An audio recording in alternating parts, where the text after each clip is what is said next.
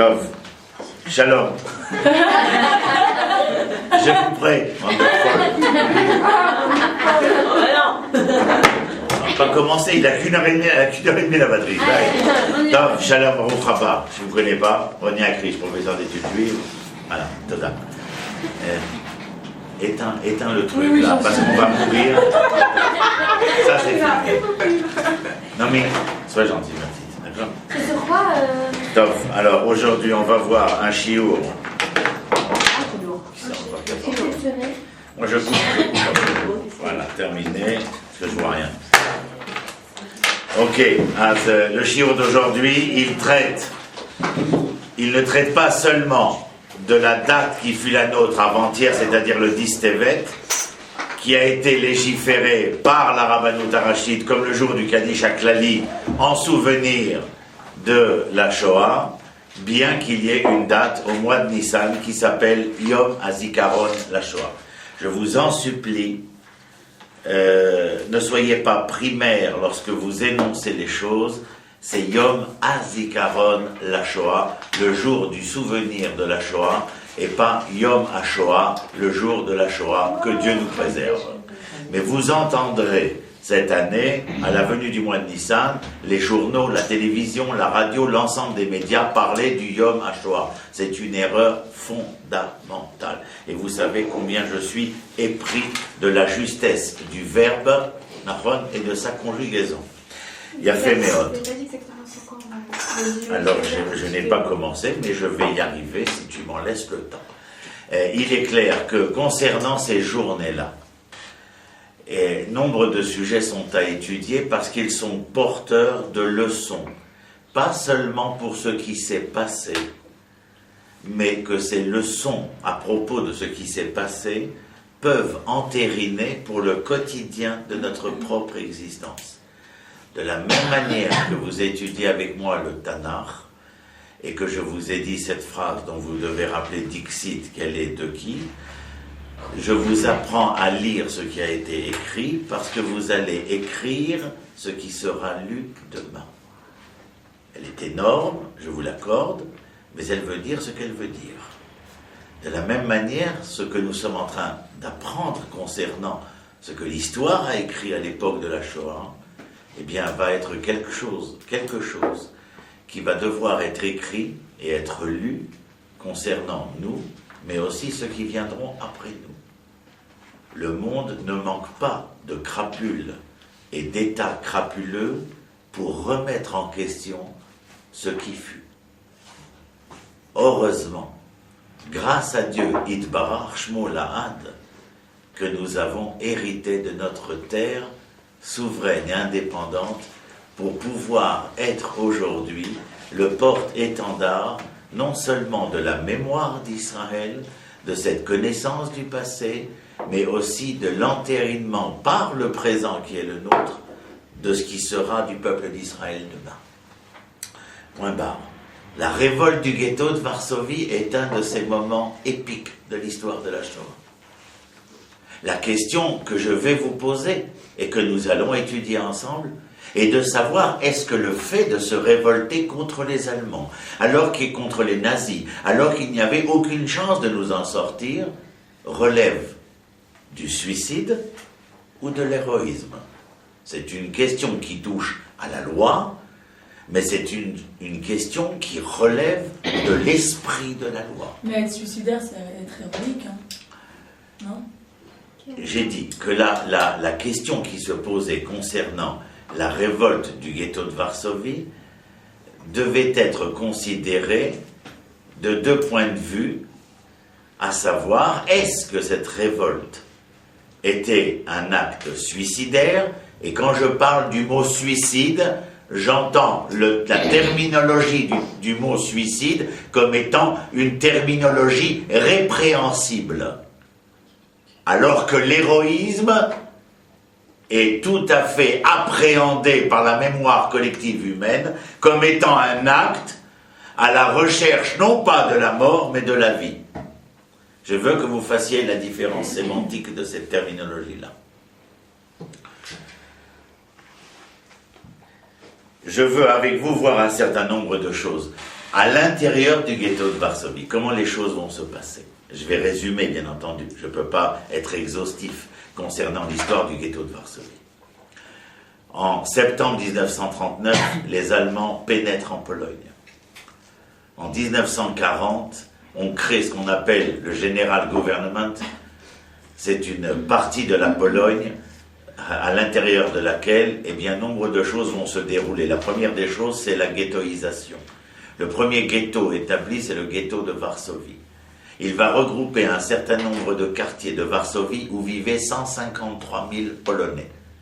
En lieu et place de 153 000 Polonais, on va faire rentrer plus de 500 000 hommes, femmes et enfants. De prime abord, sans avoir aucune connaissance en épidémiologie, en sociologie, ni en quoi que ce soit des sciences modernes. Vous comprenez que transformer un quartier de 150 000 en un quartier de 500 000, même en essayant de faire pour le meilleur, il ne pourra arriver que le pire. La promiscuité, l'endémie des maladies, toutes ces choses-là vont se propager à une vitesse grand V. Dans les conditions dans lesquelles ils vont mettre ces gens-là, c'est-à-dire avec un apport calorique, où l'homme a besoin de 2000, admettons, entre 1700 et 2000 calories par jour, ce sont des gens qui vont être nourris entre 350 et 500 calories par jour. Les images sont connues de ces enfants couchés par terre, de ces hommes, de ces femmes qui agonisent sur les trottoirs du ghetto de Varsovie. En 1942, en janvier 1942, à 30 km au nord-est de Berlin, dans la ville de Vanesse, il y a une réunion des plus grands dignitaires nazis. Là sera décrétée la solution finale du problème juif. À la suite de cette réunion, les camps de Sobibor, de Treblinka, tous les camps de la mort connus vont être entérinés. À partir de février 1942, les Juifs vont être raflés dans les rues du ghetto, amenés à cet endroit. Si vous avez été en Pologne, vous l'avez vu, qu'on appelle l'Umschakplatz, c'est-à-dire la place de rassemblement. Il y a aujourd'hui un muret en arc, comme les tables de la loi, et aux couleurs noires et blanches pour rappeler le talet juif. Les Juifs sont embarqués dans ces trains vers l'endroit le plus à même de recevoir les Juifs à ce moment-là, c'est Treblinka. Mais un certain nombre de Juifs seront envoyés vers Sobibor également. C'est-à-dire, mais 720 000 Juifs seront exterminés à Treblinka sur même pas 800 000 qui sont arrivés. C'est pour vous dire le travail qui était fait au quotidien. Où je veux en arriver?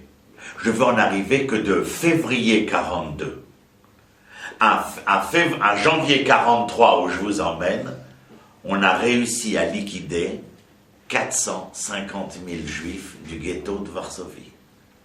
Ce qu'il reste en janvier 1943 de Juifs à Varsovie est au nombre de 50 000. La question qui se pose à ce moment-là, c'est celle que je vous ai posée il y a un instant. Est-ce que nous devons nous révolter face à un tsunami d'extermination pareil que le nazisme, ou bien devons-nous accepter notre sort et continuer d'être raflés, déportés, gazés, brûlés? C'est la question qui se pose. Je vais vous emmener dans une réunion. Vous avez votre texte devant vous. Je vais vous emmener dans une réunion. Vous avez la date devant vous. Elle a lieu le 14 janvier 1943. Le personnage qui va parler ici s'appelle Rabbi Menachem Zamba. Retenez ce nom. Nous avons dans la mémoire collective de la Shoah, concernant le ghetto de Varsovie, un seul nom en mémoire. Mordechai Anilevitch. Celui qui va organiser l'armée juive de combat, AJC.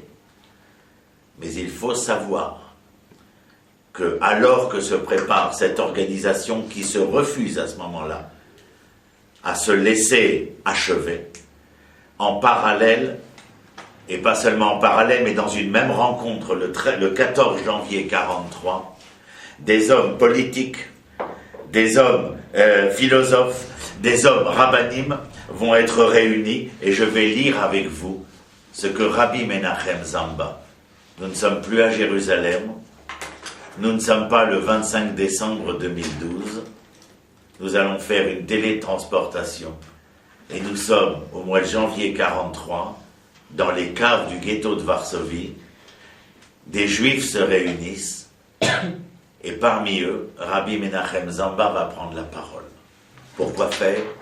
Permettez-moi de vous lire ce qu'il dit, ou plutôt, de vous faire entendre ce qu'il va dire. C'est dans votre texte à vous.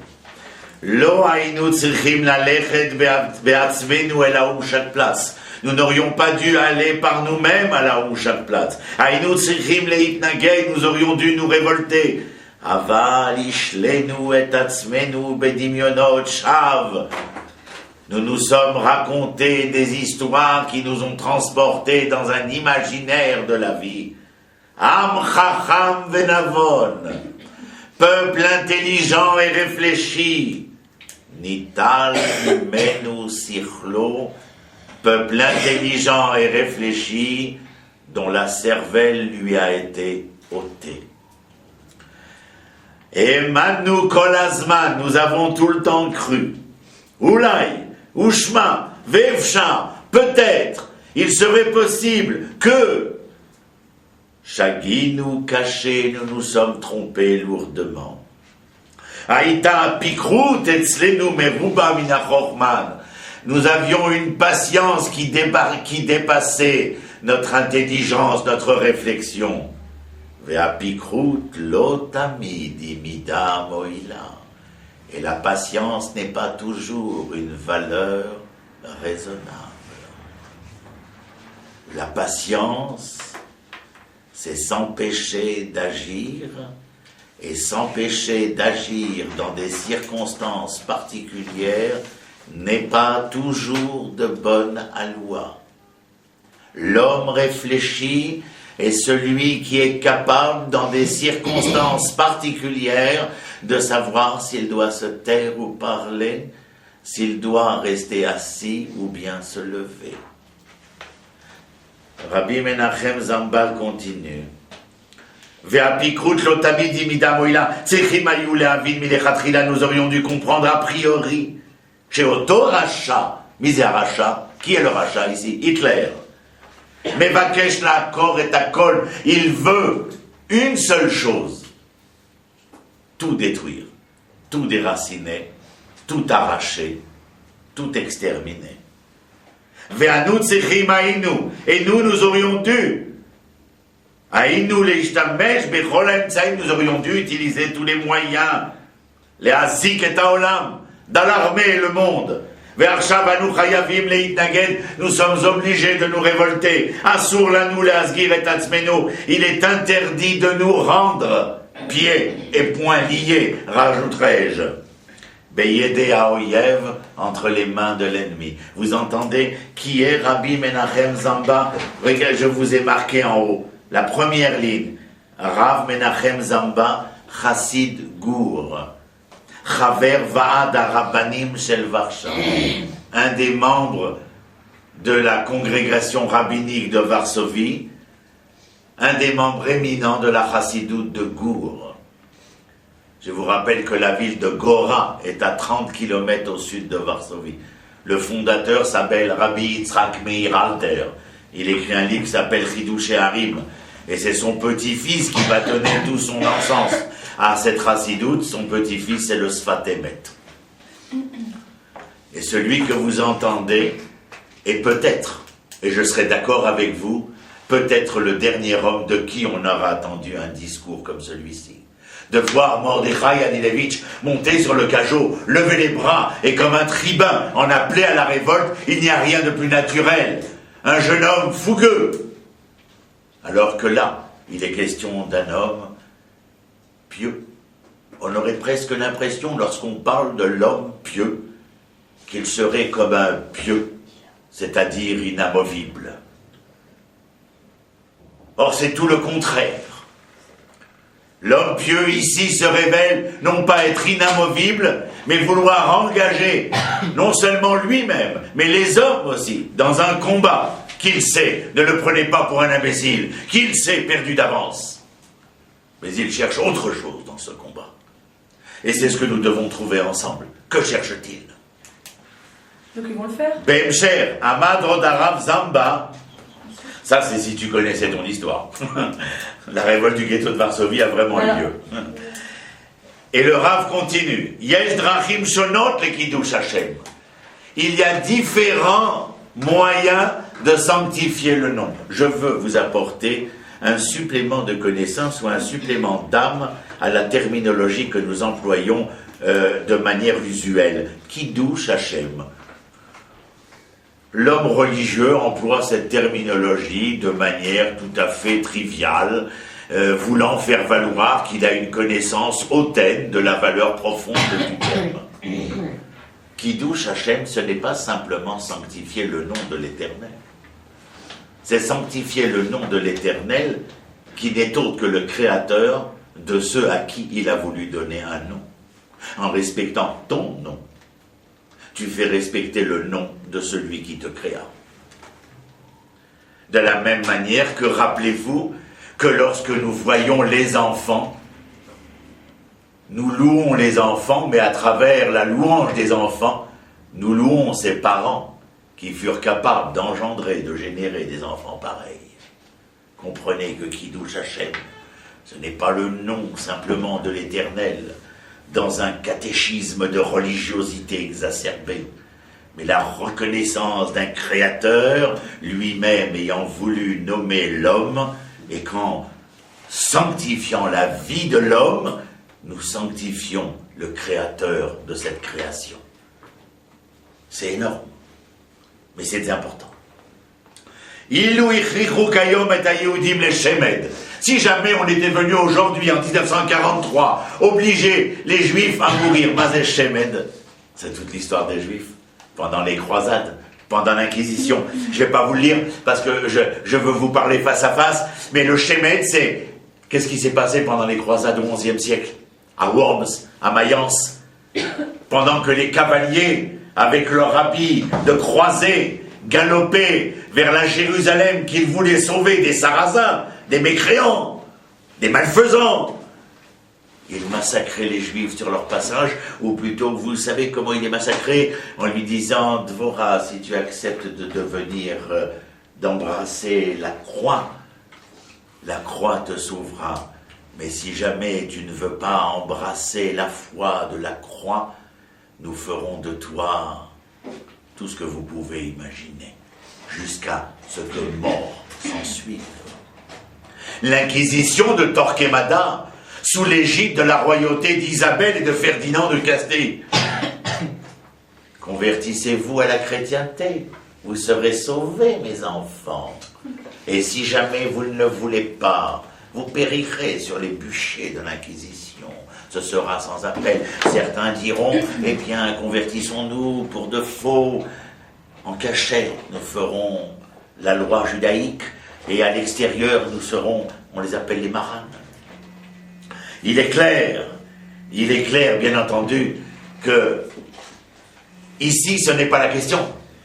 Rabbi Menachem Zamba ramène l'histoire des croisés, l'histoire de l'Inquisition, parce qu'il dit, on vous donnait le choix. Et quand vous décidiez de mourir, à ce moment-là, c'était un Kiddush Hashem que de mourir, parce que vous aviez le choix entre mourir et ne pas mourir.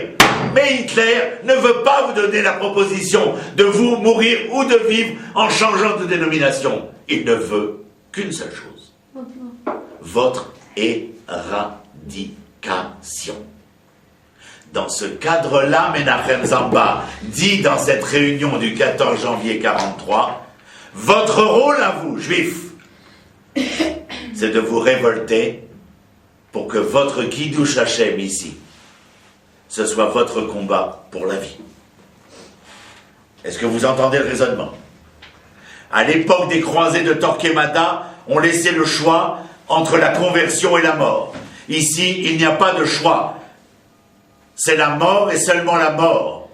Le choix que nous pouvons nous donner, ce n'est pas de mourir, mais de combattre pour la vie, car ce combat pour la vie sera le moyen pour nous de faire valoir comment sanctifier le nom de l'Éternel à travers la sanctification du nom de l'homme. Celui qui nous rapporte tous ces propos s'appelle Monsieur Hillel Zeidman.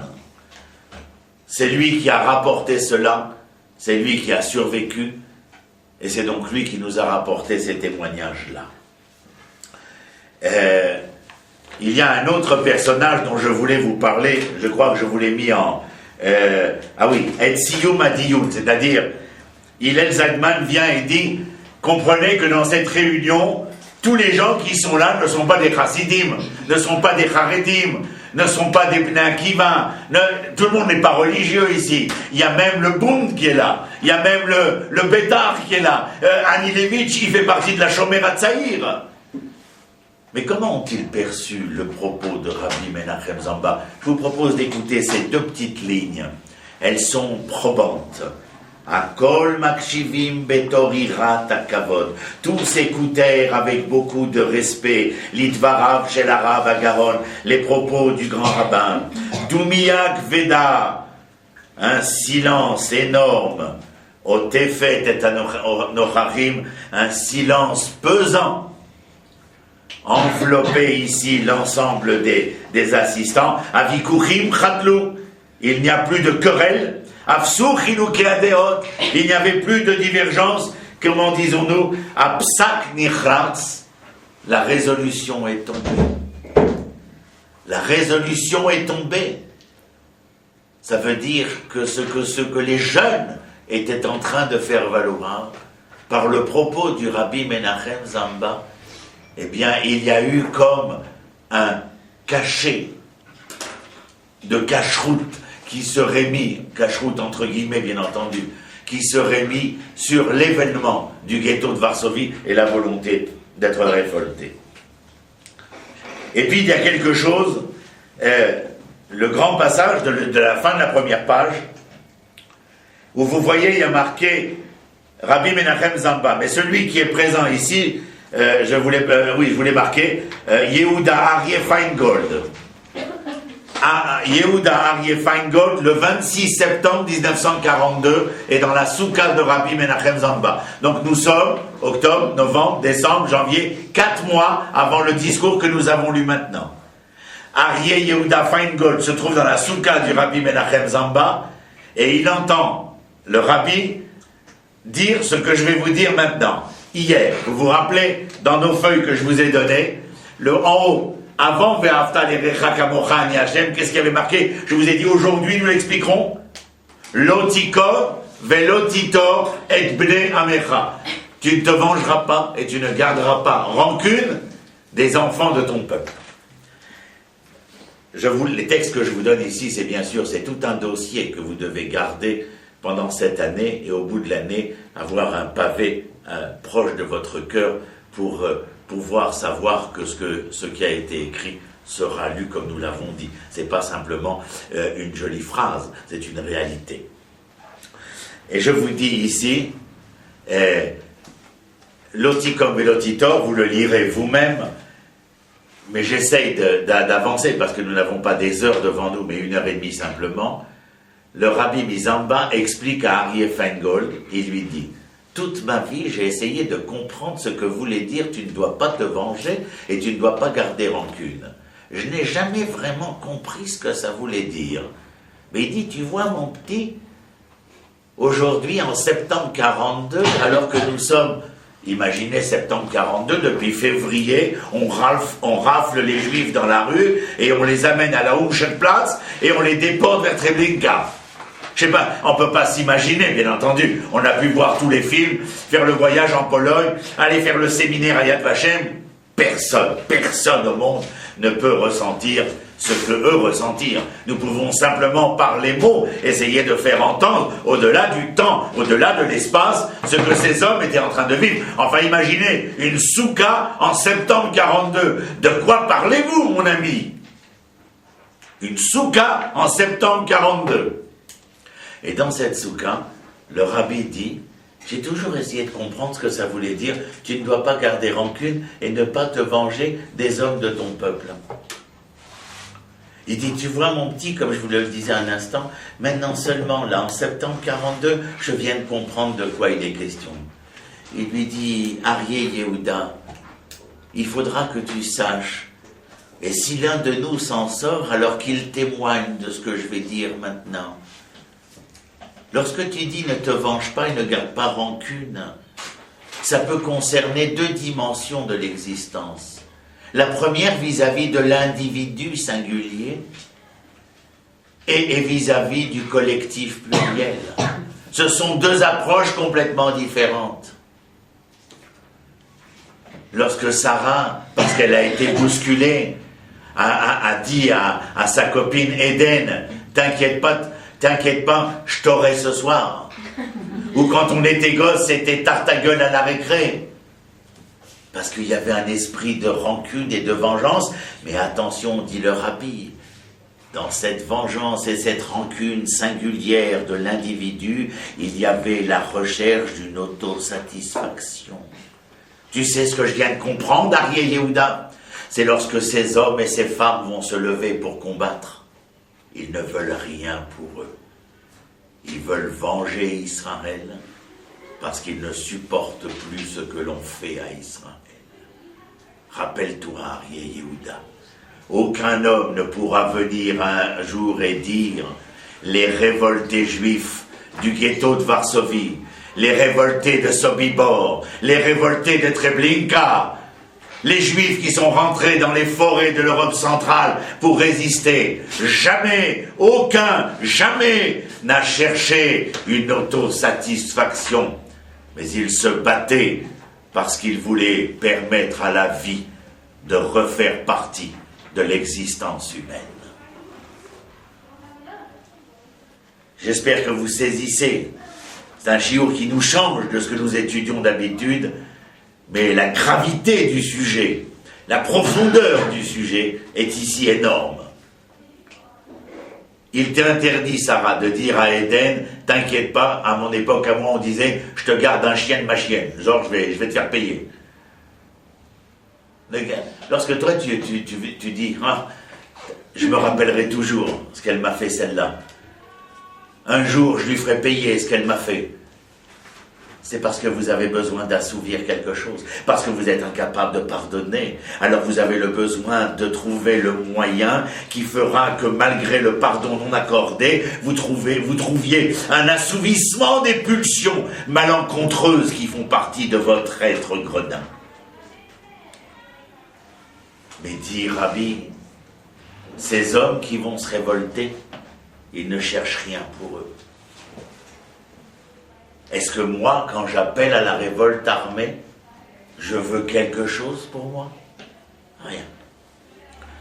C'est de cela que vous devez vous rappeler. Et maintenant, je vous ai marqué à l'autre page un certain nombre de jeunes personnages. Je sais pas qu'est-ce qu'elle a fait là. Oui, c'est ça, c'est le verso, pardon. Rabbi Yitzhak Meir Kanel, Sgan Anassi shel Agudat HaRabbanim Bepolin, qui était le vice-président de la congrégation des rabbins de Pologne. Meir Kanel, alors lui, il a une histoire. En août 1942, il est raflé dans une des rues de Varsovie. Il sait très bien, ça a commencé en février. Ne les prenez pas pour ce qu'ils ne sont pas. Tout le monde savait ce que ces rafles voulaient dire. Et si, pendant 1 mois, 2 mois, on croyait, ou on voulait croire que les trains partaient vers l'Est pour des camps de travail, en août 42, on sait que les trains qui partent pleins reviennent toujours vite. Rabbi Yitzhak Meir Kanel, il attrape un de ses élèves. Comment s'appelle-t-il? J'ai tous les témoignages, je vous les donne. Et il s'appelle comment? Rav Zisha Friedman. Vous savez quel âge il a, Rabbi Yitzhak Meir Kanel? 82 ans. Et il dit à Rabbi Zisha Friedman, moi, je ne monterai jamais dans le train. je leur donnerai pas ce plaisir de m'emmener comme du bétail. Je mourrai ici et je serai enterré ici. Vous savez ce que fait Rabbi Yitzhak Meir Kanel au moment où on rafle les Juifs, on les amène à Lumschakplatz et on les met en rang pour monter dans les trains? L'Allemand qui est à côté de lui, le petit rabbi de 82 ans, il met la main sur le porte-flingue de l'Allemand et il lui prend son arme. Quand l'autre taré de nazi se met à hurler, à beugler comme l'animal qu'il était, les Allemands voient ce qui se passe, ouvrent le feu sur Rabbi Yitzhak Meir Kanel, il meurt à cet endroit et il sera enterré à Varsovie. Il s'est suicidé ou il a voulu faire un acte de Kiddush Hashem que je traduis par héroïsme? Rappelez-vous ce que je dis parce que je vais vous emmener ailleurs dans un instant. Rav Yosef Alexander Zamelman, autre témoignage que je trouve, il est le Rav de la ville de Pshedec, un bled en Pologne. Et vous savez comment on les appelle ces bleds en Pologne? On ne les appelle pas le bled, bled c'est en Afrique. On les appelle des Städten. Il est Pshedec, c'est dans il arrive à s'enfuir des rafles dans les shtetl de Pologne et il arrive dans le ghetto de Varsovie comme si c'était un refuge. Et lorsqu'il arrive là, il témoigne publiquement des atrocités de l'extermination dans toutes les régions de Pologne. Vous savez qu'il y a un juif qui s'est sauvé de Treblinka. Vous avez déjà lu Treblinka de Jean-Paul Steiner? Il faut lire. Il faut lire le livre de Jean-Paul Steiner. Et quand il arrive pour témoigner à Rav Yosef Alexander Zamelman, il vient témoigner. Les Juifs ne sont pas certains qu'ils soient, qu'ils soient censés, si ce n'est que la guerre ait pu le troubler au point de venir raconter des choses qui sont absolument effrayantes. Alors je vous le dis, qu'est-ce qu'il fait, Rabbi Yosef Alexander Zamelman? Il va essayer de prendre contact avec les partisans polonais, c'est filmé Sylvia, avec les partisans polonais, ça va être sur YouTube, hein. Je suis désolé, hein. C'est ça la célébrité, hein. Je sais que tu voulais, mais bon, non je vais couper, je coupe. Vas-y, fais ce que tu as à faire, comme ça je... Excuse-moi, mais j'ai pu penser à ça. Même pendant le truc, au contraire, les gens qui vont écouter à Santiago du Chili, ils vont être intéressés par ce que tu as à dire. Non mais est-ce que elle, tu les filmes, elle? Ah non, je peux pas, elle, je les garde. C'est elle qui vous voit, c'est mon visage. En bracha shrouya. Passionné par ce que tu racontes. En bracha shrouya, il a d'abord à Samoui Minaïn. La bracha ne réside que sur ce qui est caché des yeux. À trop voir, on ne voit plus rien. Vas-y. En fait, moi, je n'ai pas compris ce que vous avez dit par rapport On peut reprendre la question? Parce que je vais faire... on reprend la suite maintenant. Ah, et après, Posez votre question, mademoiselle. Attends. j'ai pas compris ce que c'est la vengeance et la... ça veut dire quoi ne te mange pas et ne garde pas rancune? Est-ce que c'est quand il y a cette... Le rabbi dit, si tu veux te venger et garder rancune vis-à-vis de autrui, cela est interdit par la Torah. Parce que ça ne vient que satisfaire tes pulsions. Mais quand tu viens te venger de ceux qui ont voulu blesser ou assassiner le nom d'Israël, ça ne s'appelle pas l'otikom et l'otitor. Ça s'appelle Kiddush Hashem. C'est de cela dont il est question. C'est-à-dire, Ken. J'ai juste une question. Quand vous parliez du rabbi qui a décidé de mourir à cette place-là, c'était une forme aussi de suicide. Enfin, il n'a pas prévu. C'est bien la question. C'est bien la question du cours. Non, mais c'est il exactement n'a la pas question du prévu de tuer un Allemand ou de se révolter à ce moment-là. Il a prévu au contraire de mourir à cette place-là. Mais il l'a pas fait. Il a fait un acte, c'est-à-dire, qui aux yeux de tous ici, vu le personnage qu'il était, va être non seulement remarqué, mais considéré comme remarquable puisqu'il est arrivé à nous le 25 décembre 2012. Il est arrivé jusqu'à nous, cet acte-là. Et que nous venons ici le rappeler. Okay. Mais j'ai pas compris un truc, vous avez dit que, enfin, du coup, là, on parlerait de Kiddush Hashem parce que du fait qu'il meurt à cet endroit-là, il n'aurait pas vécu toutes les atrocités qu'il aurait vécues après. Il s'est empêché de vivre tout ça. Aussi, mais parce qu'auparavant, il met la main dans le porte-flingue de l'Allemand et il lui enlève des mains. Comme quoi, le juif n'était pas seulement celui qu'on décidait de mener à l'abattoir, mais qu'il était aussi celui qui était capable de refuser de marcher vers l'abattoir. Oui, c'est vrai. Et parce que dans cet acte-là, il faisait acte d'allégeance à la vie, plutôt que de faire croire ou de faire entendre que sans acte de résistance, il ferait allégeance à la mort. Ce qui n'est pas vrai non plus, mais ce qui pourrait s'entendre. Parce que rappelez-vous, en fin de compte, que ce qui va être gravé dans l'histoire, c'est le fait que les Juifs sont allés comme des troupeaux à l'abattoir. Le monde se souvient que de ça. Raison pour laquelle la révolte du ghetto de Varsovie va être portée en étendard, étant donné que c'était comme une volonté de prouver de manière ineffable que les Juifs n'étaient pas ce que vous dites, mais qu'ils étaient capables aussi. Bien entendu que la naissance de l'État d'Israël, 3 ans après l'ouverture des portes des camps, va ici complètement balayer. Comme en disait Joseph Kessel, lorsqu'il a vu, je ne sais pas si vous connaissez cette image d'Épinal de 48, le jeune Sabra du kibbutz Blon sur un char, image tout à fait emblématique de ce que certains ont voulu appeler à ce moment-là le renouveau d'Israël. Aujourd'hui, on les voit sur les chars, ils sont moins blonds, ils sont plus bruns, mais ils ont un talent, ils ont des tefilines, etc. Ça fait aujourd'hui les nouvelles images emblématiques pour dire à quel point nous sommes devenus encore plus extrémistes. Ah ben, c'est pas notre sujet. Et donc je dis, Rabbi Yosef Alexander Zamelman va lui, non seulement il arrive dans le ghetto de Varsovie, il déclare ce qu'il a vu, c'est-à-dire qu'il vient témoigner aux Juifs.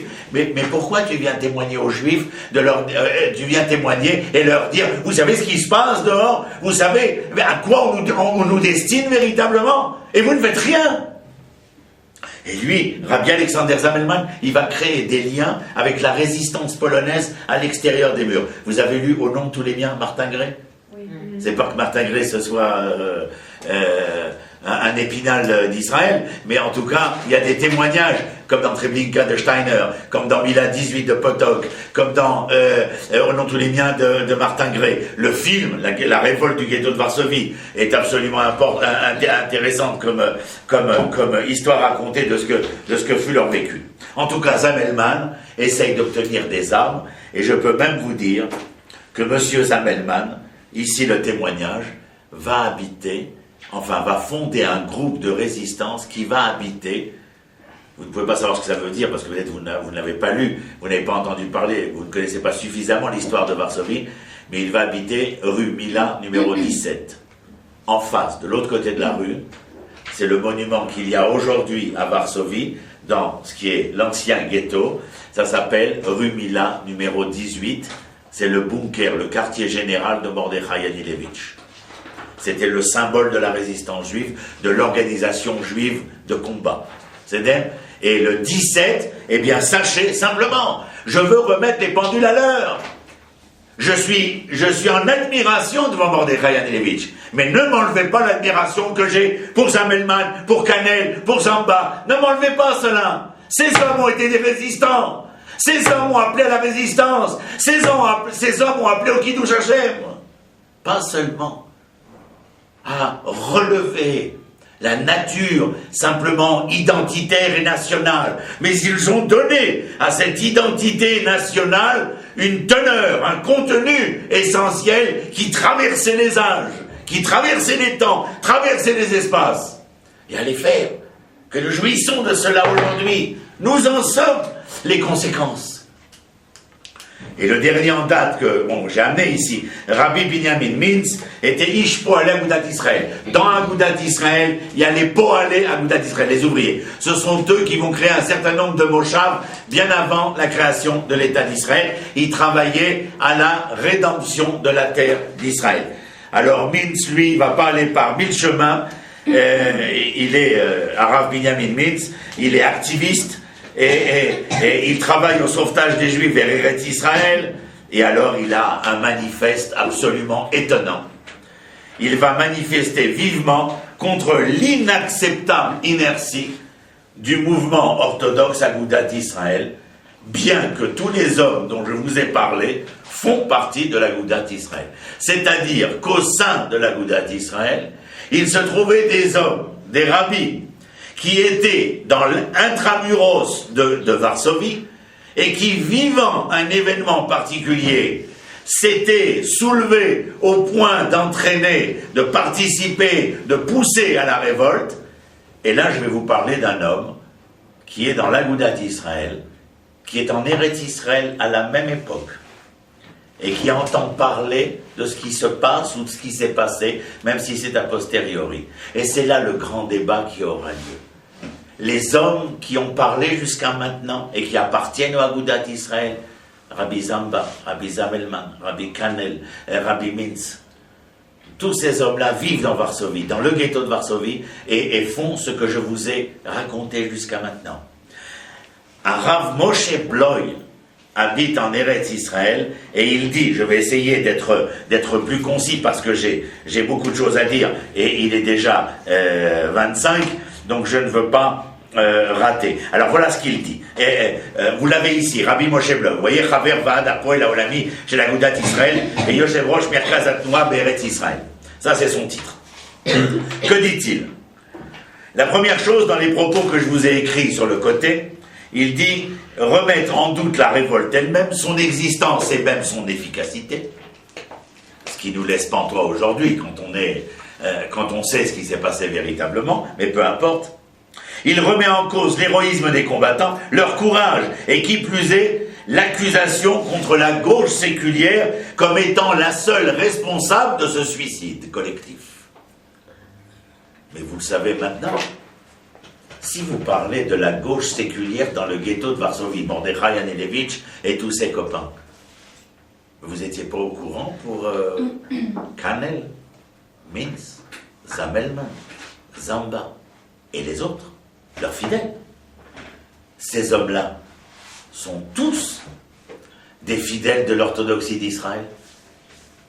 Qu'est-ce que vous en faites? Il va dire même mieux, je l'ai noté ici, j'ai traduit pour vous. Selon lui, la révolte n'a aucune chance, et donc cela ressemble à un suicide de personnes qui ne supportent plus la vie. Est-ce qu'ils se sont révoltés parce qu'ils ne supportaient plus la vie, ou bien parce qu'ils aspiraient à la vie tout au contraire? Vous savez qui dans le ghetto de Varsovie va être à la tête de ce mouvement qu'on va appeler Gdushat HaChaim? Sanctifier la vie, c'est une des pierres qu'il y a à Varsovie aujourd'hui. Il y a la pierre de Janusz Korczak et il y a la pierre du Rabbi Nussenbaum. Rabbi Nussenbaum, c'est celui qui a dit, un peu comme Rabbi Menachem Zamba, aujourd'hui, quel est le choix que vous avez pour les Kadesh Shem Shamaim? Ah, c'est pas de mourir, c'est de vivre. Et pour vivre, il faut montrer que la vie est importante pour vous. Zekdushat HaChaim. C'est Rabbi Nussenbaum. Et quand j'entends ici ce qui se dit, selon lui, la révolte n'a aucune chance. Et donc il ressemble à un suicide de personnes qui ne supportent plus la vie. Mais il rajoute, dans leur manière de faire, c'est-à-dire de s'armer, de se révolter face aux nazis, eh bien, ils se sont mis à faire en sorte que la mort se rapprochait même de ceux qui ne l'auraient pas désiré. Vous comprenez que nous sommes là, véritablement, face à un problème de divergence de point de vue. La seule chose pour laquelle je vous ramène ce propos et cette leçon, c'est parce qu'il faut savoir que cela existe, et savoir à travers l'événement tel que je vous le raconte, eh bien, qu'il y a une appréciation de l'événement totalement différentielle. Ici, chez ceux qui vivaient l'événement, et ceux qui étaient à l'extérieur de l'événement. Et regardez comment ces différents rabbanim apprécient le vécu, le quotidien, leur existence, par rapport à quelqu'un qui se trouve à l'extérieur et qui remet en doute. Il va dire une chose, je vous la livre, telle qu'elle est écrite. Où est-ce que j'ai mis ça? C'était peut-être dans la feuille d'avant. Voilà. Et il dit, aucun homme religieux ne pourrait participer à un tel sacrilège. Quand tu prononces une phrase, ça veut dire que tu n'es pas au courant qu'il y a Rabbi Menachem Zamba Shama, qu'il y a Rabbi Kanel, Rabbi Zamelman. Tu n'es pas au courant que ces gens-là sont là-bas, disent, annoncent, prononcent, exhortent les foules à devoir se révolter. Tu n'es pas au courant de ça? C'est simplement Anilevitch qui a été à la tête de la révolte du ghetto de Varsovie que j'ai dit, mon ami. Ce n'est pas vrai. Il y a des hommes ici qui sont de ces hommes pieux capables d'engager véritablement l'histoire. Je vais faire quelque chose. Tu peux me passer un Tanar, s'il te plaît? Je vais vous emmener dans 2 sujets du Tanar qui ont certainement servi. Je ne vous demande pas d'ouvrir le Tanar, mais je vais vous emmener vers cela. Dans Shmuel Aleph, pour ceux que ça intéresse de noter, mais vous l'avez là en noir. Shmuel Aleph, Lamed Aleph, c'est-à-dire 31, chapitre 31, verset 4. Shmuel Aleph, c'est ce qu'on étudie nous aussi. Peut-être qu'on y arrivera, c'est pas certain, mais il y a des chances. Lamed Aleph, verset 4. Verset célèbre, 31, 4, je vais vous le lire, ne vous inquiétez pas. 31, c'est-à-dire Shmuel Aleph, c'est bien ça, Lamed Aleph, etc. C'est-à-dire verset 4, excusez-moi, oui. Voilà, verset 4, écoutez bien. En amont, je vous rappelle de près les questions. Shaoul est parti en guerre contre les Philistins. Les Philistins ont blessé mortellement Shaoul. Qui est Shaoul? Roi d'Israël, bien entendu. Écoutez maintenant, la guerre est en train d'être... Elle est là. Shaoul est blessé mortellement. Écoutez le verset 4.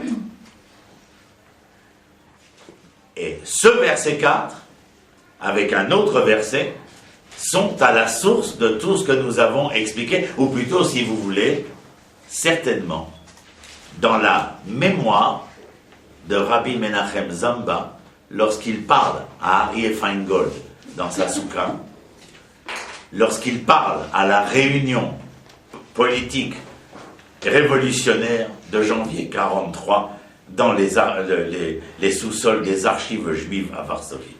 Écoutez maintenant. Va Yomer Shaoul les nosé Kelav. Et Shaoul dit à son écuyer, Shlof Herbecha, sors ton épée de son fourreau, Vedakreni ba, et poignarde-moi.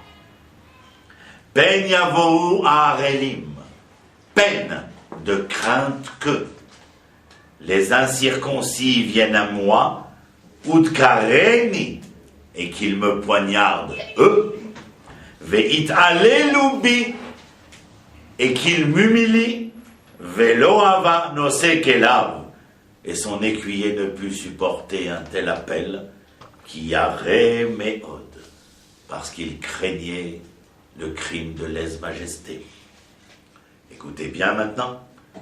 Vaïkar Shaoul et Acherev, Shaoul prit l'épée, Vaïpol aléa, et il se jeta sur la lame. J'ai une question à vous poser. Pourquoi ce qu'a fait Shaoul ne sera jamais considéré comme un suicide? Je vous écoute.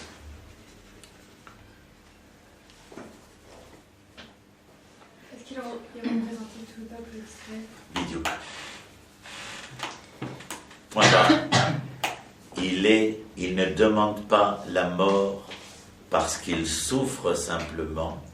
Il demande la mort parce que si l'écuyer ne lui donnait pas la mort, les Philistins seraient venus torturer son corps, humilier son corps, et il savait que l'ennemi, en le torturant et en l'humiliant, ne cherchait pas le Shaoul, mais il cherchait le roi d'Israël. C'est où?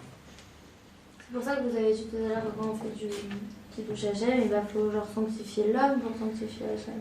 Non, et sanctifier, en sanctifiant l'homme, mais ici Ça veut c'est dire, beau. on ne les sent pas non plus. Bien sûr, mais ici, le verset que je ramène dans le cours est absolument énorme et important dans le sens où il vient te dire, d'ailleurs c'est un verset qu'on utilise en médecine et législation toranique concernant les malades en fin de vie, mais ce n'est pas votre sujet à vous.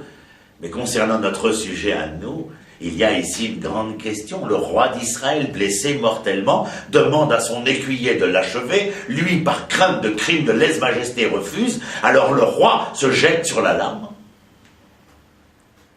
Il avait peur de souffrir. Il avait peur d'être humilié. Non, pas lui, Shaoul. Sachez que dans le personnage de Shaoul, il y avait deux personnes. Il y avait l'être singulier qui s'appelait Shaoul, et il y avait l'être pluriel, c'est-à-dire roi d'Israël, qui s'appelait Shaoul. Torturer et humilier Shaoul, c'était torturer et humilier Israël. Il ne voulait pas que le nom d'Israël soit profané. Chez Loïtralel Shem Israël Barabim.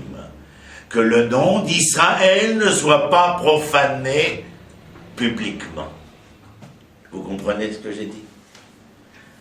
Le deuxième verset, je ne vais pas l'ouvrir, mais vous connaissez. Oh ben si, on va l'ouvrir quand même. Je voulais marquer. Ah oui, alors, avant de vous donner le deuxième verset, je veux vous lire quelque chose. C'est le Radak. Rabbi David Kimchi a vécu en Espagne au XVIe siècle, et il a donné un pérouche extraordinaire sur le Tanakh. Et donc j'ai été regarder dans ce pérouche-là, qu'est-ce qu'il dit? Alors je le lis, vous voyez, c'est écrit en noir. Vaïkar Shaoul et Acherev, Vaïpol Aléa. Il prit l'épée et il se jeta sur la lame. Et là, le Radak écrit, c'est pas en gras, Velo Chata Shaoul be Orgo et Atzmo. Qu'est-ce qu'il dit, le Radak?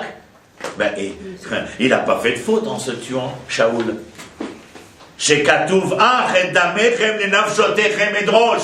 Malgré qu'il soit écrit dans le texte toranique, attention, ne versez jamais votre sang gratuitement. Ne vous suicidez pas. Regardez tout en bas du paragraphe. Au premier tiers. Vechen amrou razal. Razal c'est Rabbanim zichronam libracha. C'est dans la Gemara. Ah, et damchem le nafshotechem edrosh. Yechol ke Shaoul. Est-ce que ça veut dire que c'est valable pour Shaoul aussi de ne pas verser le sang? Est-ce qu'on peut dire que Shaoul s'est suicidé? Talmud l'Omar et la Gemara de répondre Ach. Ach en hébreu, c'est une préposition restrictive. Qu'est-ce qui est écrit dans le verset? Ach et damechem et nafshotechem edosh. À toi, Sarah, à moi, René, à elle, Dvorah. À nous, il nous est interdit de nous suicider. Mais le Ach, dit la Gemara, il est restrictif pour celui qui doit mourir au nom de tout Israël. Mourir en son nom propre, se suicider parce que ses amours sont défendus ou ses amours sont périssables, non. Mourir d'aimer, ça marche pas. C'est joli dans la chansonnette, mais c'est pas possible. Mais mourir au nom de tout Israël, oui. C'est ce qu'il dit le Radak ici. Et je reviens un peu plus haut. Kelomar miyatrem et droshoto et tarwetz merem afal piken lochata. Les filles Shaya Yodea Shaoul qui s'offrent à Yalamud Bamilchama. Shaoul savait qu'il allait mourir dans cette guerre. Kichenamar lo Shmuel l'avait prévenu qu'il mourrait. Vous vous rappelez, après qu'il ait échoué dans la guerre contre Amalek. Alors, en quelque sorte, que la guerre contre les Philistins allait être la relation de cause à effet ici.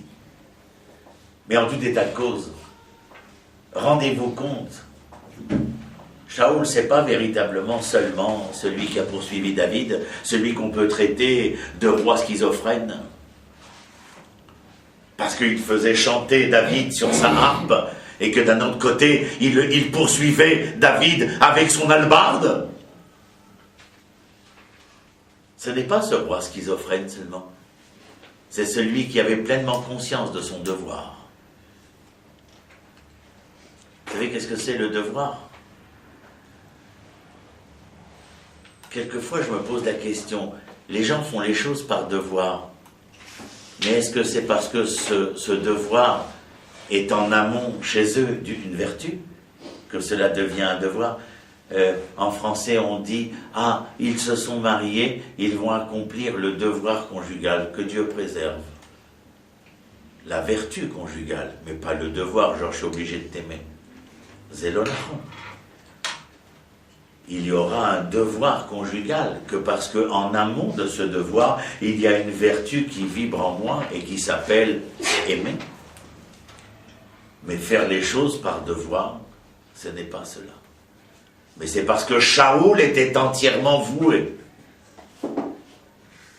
dans l'être responsable qu'il était, à préserver le nom d'Israël, qu'il décide d'agir de cette manière-là. L'autre exemple, c'est à votre dernière page, je crois, je peux lire. Voilà, Shoftim Tetzaïn Chafret Lamed, c'est avant Shmuel, Shoftim. Alors vous allez voir, vous connaissez l'histoire, bien entendu. Shoftim Tetzaïn, voilà, on va y arriver, Tetzaïn, voilà, Tetzaïn, et verset Chafret Lamed, voilà, Chafret. Regardez le nom que je vais prononcer, tout le monde le connaît. Raphaël, réveille ta voisine, je couperai. Hein? Il faut que je me rappelle qu'il faut couper à ce moment-là, à cause de toi. Bon. Vaïkra Shimshon El Adonai. Vous vous rappelez? Shimshon. C'est pas lui, Samson? Shimshon, oui, mais c'est Shimshon en hébreu. Shimshon vient de Shemesh, Samson, ça vient du fromage. Maintenant, Shimshon a été, comment ils disent aujourd'hui, il a été, j'ai oublié, j'entends ce mot-là chez tous les étudiants aujourd'hui, quand quelqu'un a réussi à vous faire quelque chose que vous n'auriez pas voulu faire à vous. Persuadé. Ouais, mais enfin, ils ont un terme comme ça. Top, l'homme échané. La Dalila a réussi à manipuler Shimshon, qui est tombé amoureux. Qu'est-ce que vous croyez? Avant que j'arrive au verset lui-même, enlevez-vous de la tête quand vous lisez l'épopée de Shimshon, d'essayer de comprendre et d'entendre l'histoire de Shimshon à travers l'épopée hollywoodienne de la 20th Century Fox.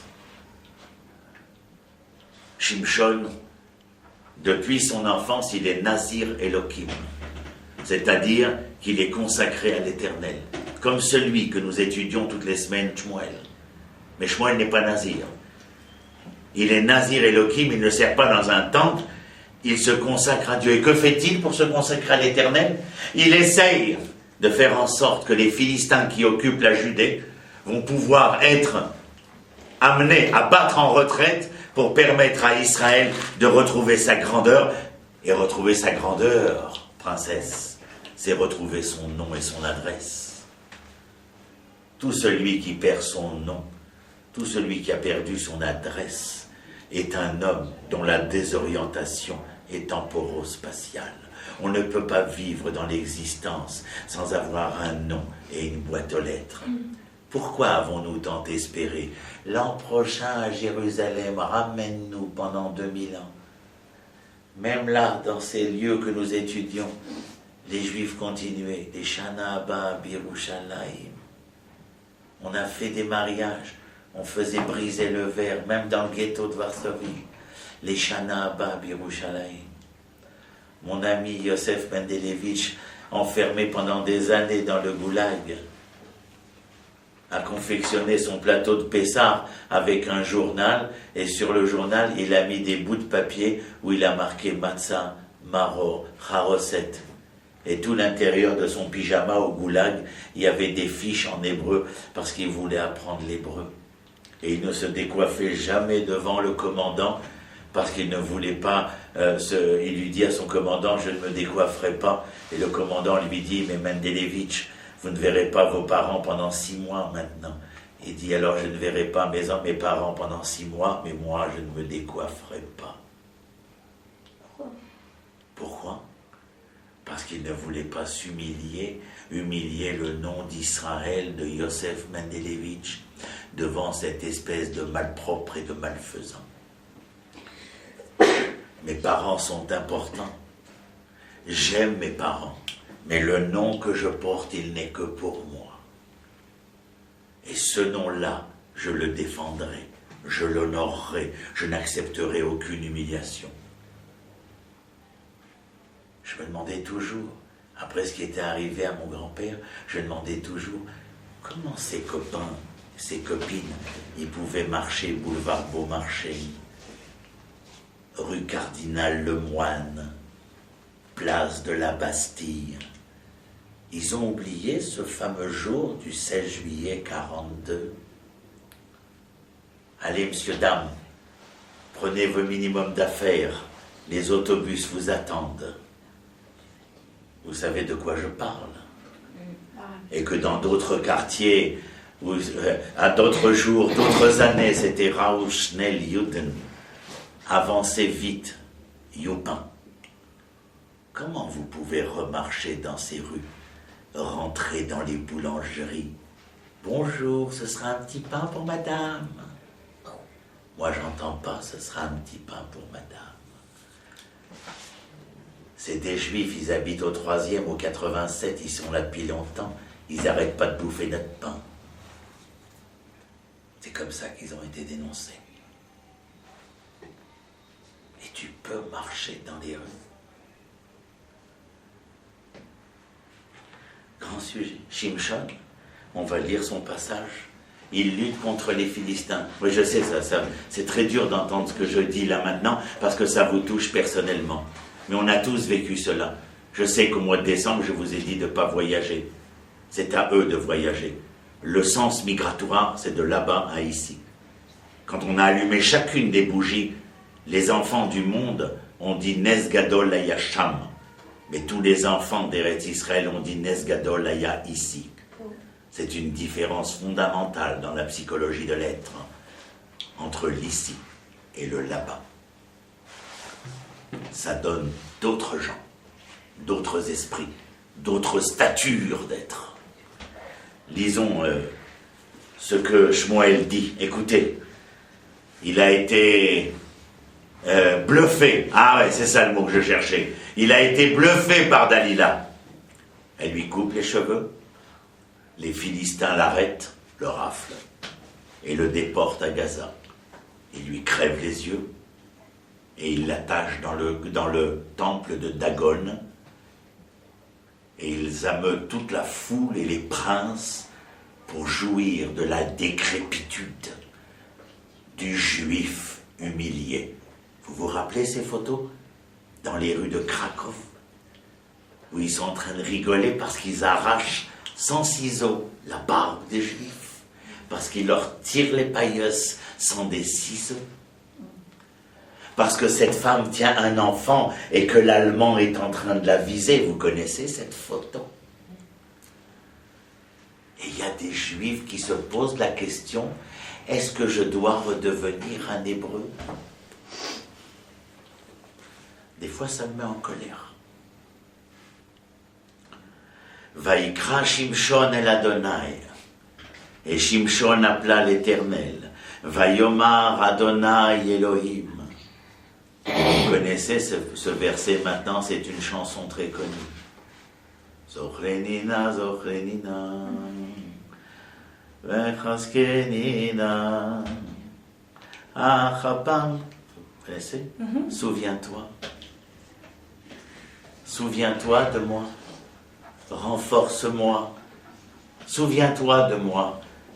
Souviens-toi de qui je suis. Souviens-toi de ce que j'ai fait pour ton nom, pour le nom de ton peuple. Souviens-toi, redonne-moi les forces qui étaient les miennes, afin que je puisse une dernière fois honorer ton nom en honorant le nom d'Israël. Achapam, seulement cette fois-là, seulement cette fois-ci.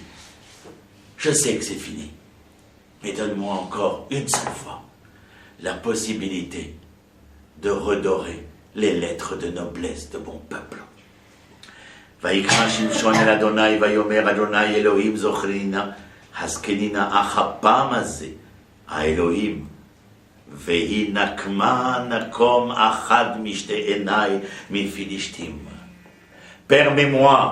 Permets-moi de venger ce que je viens de vous dire. Permets-moi de venger. Et avec mes yeux crevés, de voir ce que eux ne voulaient pas que je voie en me crevant les yeux. Et c'est en tenant, vous connaissez l'image célèbre, les deux pylônes, qu'il se suicide, Shimshon. Il sait très bien que quand le temple va s'écrouler, qu'il va mourir. Il le dit, Achapam Hazé. Apam Hazé. 7 fois-ci. Laisse-moi faire ceci.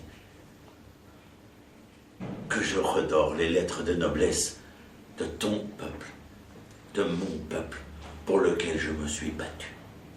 C'est tout simple. J'avais fini, des fois j'écris des choses, grâce au fait qu'on est tellement en osmose avec cette classe, que des fois je me dis, tiens, il y a des trucs qui viennent à l'esprit, il faut les dire, mais il ne faut pas l'oublier. Oui. Alors je vous ai dit, vivre l'instant ne veut pas uniquement dire survivre biologiquement.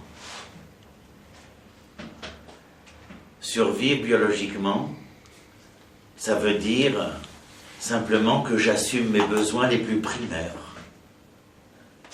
C'est-à-dire que j'assume les avoirs de mon histoire. Mais qu'est-ce que je fais de l'être qui vibre en moi?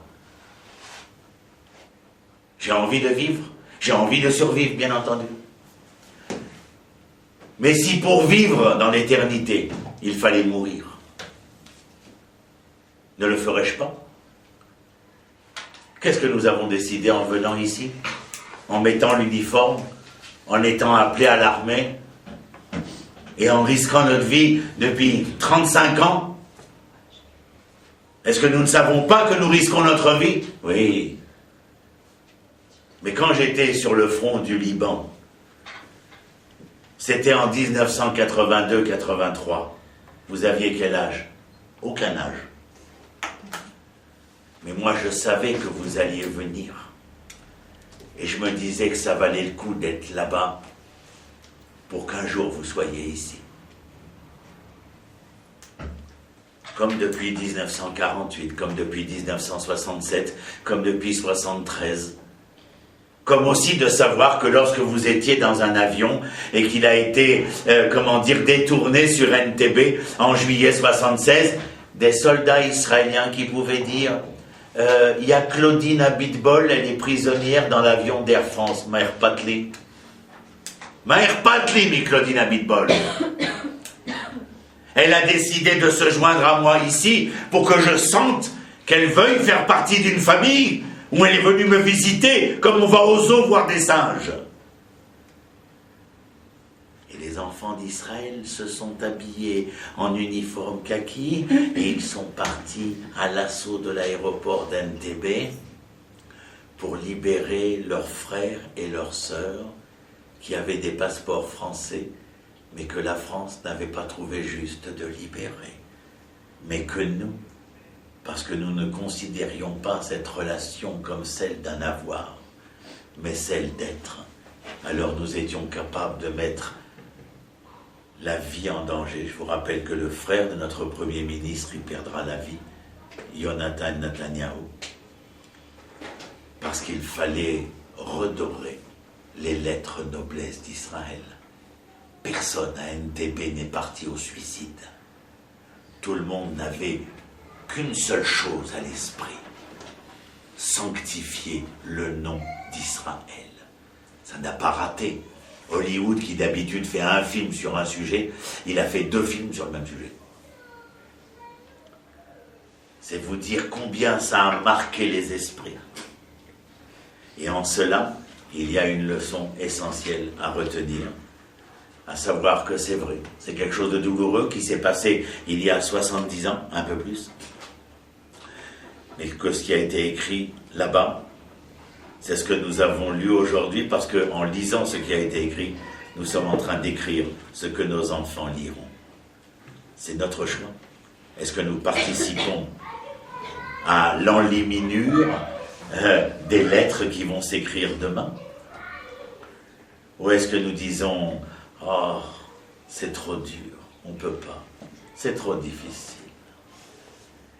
C'est vrai, on adorait l'époque du romantisme Goethe dans Le Jeune Werther quand il dit « Pour l'amour de toi, je ferai se battre des montagnes. » Ah, c'est sympa, love story, Rhiannon Hill, machin. Et moi, vivre ce que je trouve joli, n'exagérez donc pas. Et pourtant, si nous jouissons d'un monde qui nous plaît bien, qui nous plaît mieux en tout cas, même s'il n'est pas parfait, c'est parce que des hommes et des femmes ont voulu que bien au-delà d'eux, cela puisse être et devenir.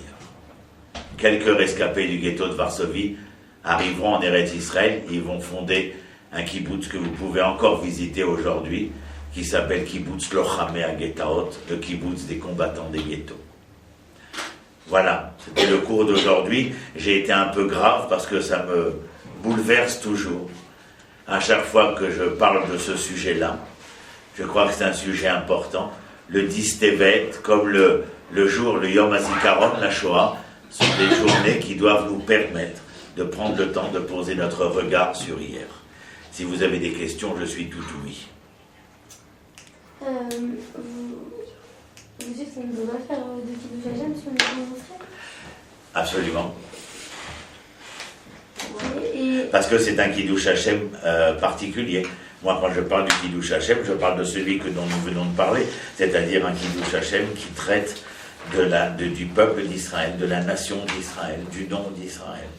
Aujourd'hui, dans la conjoncture depuis 65 ans, la conjoncture qui est la nôtre, le seul moyen de sanctifier, c'est-à-dire de redorer les lettres d'Israël de leur stature noble, eh bien, c'est de refaire partie du peuple, puisque que voulaient tous ceux qui ont cherché à exterminer Israël?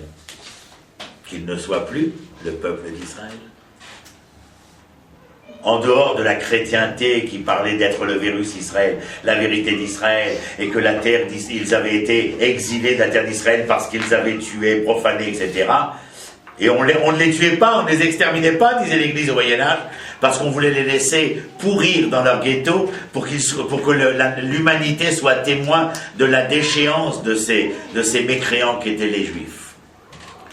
Et aujourd'hui, rends-toi compte, même le Vatican a été obligé de reconnaître que le peuple d'Israël, c'était le peuple du Testament. Il n'y a pas d'ancien, il n'y a plus de nouveau. Peuple du Testament. C'est embêtant pour les cardinaux, ils vont pointer au Pôle emploi. Mais ça fait rien, c'est pas grave, ils ont suffisamment d'argent en réserve. Mais aujourd'hui, la probabilité de pouvoir faire valoir quel est mon nom, c'est de savoir quelle est mon adresse. Jamais un homme n'a dit qu'il s'appelait sans dire où il habitait. Et j'espère que tu comprends les métaphores que je mets derrière cela. Non, mais attends, mais ça veut dire que quand je suis à Paris et que je me mets dans la rue, je peux pas voir mon nom vers Kiddush Hashem. Tu fais un Kiddush Hashem, oui, mais qui est un Kiddush Hashem singulier. Ici, il ne s'agit pas de ça. Dieu n'a pas fait d'Israël, le peuple d'Israël, simplement Asher Bachar Banu Mikol Amim, qui nous a choisis parmi tous les peuples pour être un peuple porteur du projet. C'est pas individuellement, c'est le projet, il est national. Ken. Et moi justement, je pense que quand on en s'arrête, le Kiddush Hashem est le plus grand, parce qu'on est entouré que de non-juifs. Ken, le Rambam n'est pas d'accord avec toi. Il écrit dans son Mishneh Torah qu'il vaut mieux vivre dans une ville remplie de goïm en Eretz Israël que dans une ville remplie de juifs en dehors d'Eretz Israël. À la fin du Rambam. Ça veut dire que le seul fait d'être sur la terre, le rapport intrinsèque entre l'homme et la terre, comme tu m'as entendu le clamer hier soir, est un rapport totalement intrinsèque et porteur de la jouissance des fruits de cette relation. Le fruit n'est possible que lorsque l'homme rencontre sa terre. C'est-à-dire lorsque la terre prend conscience qu'elle a un nom et que le nom prend conscience qu'il a une adresse, la relation peut donner des fruits. Mais individuellement, toutes les mitzvot qui ont été données, les mitzvot que tu peux accomplir en Chutz La'aretz, elles sont totalement minimes, elles font infinitésimales. La plupart des mitzvot, elles concernent les Kohanim à l'époque du Temple, les mitzvot qui sont dépendantes de la terre d'Eretz Israël, et toutes les mitzvot qui sont dépendantes du clan d'Israël, c'est-à-dire de l'assemblée d'Israël. Donc ce qui te reste entre les mains, c'est des petits trucs, quoi. C'est-à-dire, Rashi sur le Shema Israël. Mais chérie, écoutez, c'est hyper important. C'est tous ces bagages que vous emmenez dans le plus long voyage qui va être le vôtre. 100 ans de voyage, jusqu'à 120 ans. Sachez, je ne vous ai pas dit hier que votre anniversaire était le jour où l'Éternel se rendait compte que le monde était imparfait par votre non-présence et qu'il serait plus parfait par votre présence, que vous allez vous foutre de sa gueule. Il y a une exigence de l'existence. L'exigence d'être les plus belles, les plus grandes, les plus fortes, les plus réussies qui soient. Mais pour ça, ça demande de l'investissement. Ça ne sort pas comme ça. Autant dans votre amour, dans votre vécu conjugal, familial, social, sociable, dans tout cela, il faudra que vous montriez qui vous êtes. Qu'est-ce que je te disais, Raphaël? Rashi, sur le troisième passage, sur le premier passage du Shema Israël dans le livre de Bamidbar, il écrit à propos des tzitzit et des tefillin, il dit vous devez les mettre afin de vous souvenir pour le jour où vous y reviendrez. C'est-à-dire que c'est une borne de rappel, mais ce n'est pas l'essence de ce que ça veut dire. Est-ce que tu comprends ce que je veux dire? Tu dois accomplir la mitzvah des tzitzit et des tefillin pour te souvenir pour le jour où tu y reviendras. Parce que c'est que dans le retour, dans l'accomplissement de ces mitzvot-là, lors du retour, que les mitzvot prennent leur pleine essence. Pourquoi? Parce qu'elles sont révélatrices d'une destinée commune qui s'appelle le projet divin pour le peuple d'Israël. Mais quand vous parlez de retour, c'est... Le retour en Eretz Israël, bien sûr, pas le retour à Paris ou à Babel. Et Rashi écrit, il rappelle le verset de Yirmiyahu, Atzivu lachem tziyuni, mettez devant vous des bornes de repère. Il faut mettre les tefillin à Paris ou à Babel Oued. La seule chose qu'il faut que tu saches, que ce n'est pas la finalité, c'est le moyen de. Oui, bien sûr. C'est-à-dire, et la finalité, c'est de se retrouver ensemble. Ta finalité, c'est pas de rester Raphaël toute seule. Je suis belle pour moi, et je ne veux que moi, et je ne vis que pour moi. Ta finalité, c'est de te marier, d'avoir des enfants, de fonder une famille, et d'être le microcosme social d'un devenir de l'humanité tout entière. C'est aussi simple que ça, même si ça vous paraît compliqué. Voilà, elle doit être complètement paumée, elle doit se demander c'est quoi ce truc-là. Hein? Mais c'est comme ça. Jusqu'en terminale, vous avez vu des profs gentils, sympas, là vous êtes dans une autre transcendance. Et au niveau de la dialectique, et au niveau de la didactique et de la pédagogie, sachez simplement, vous êtes, mamache, on est...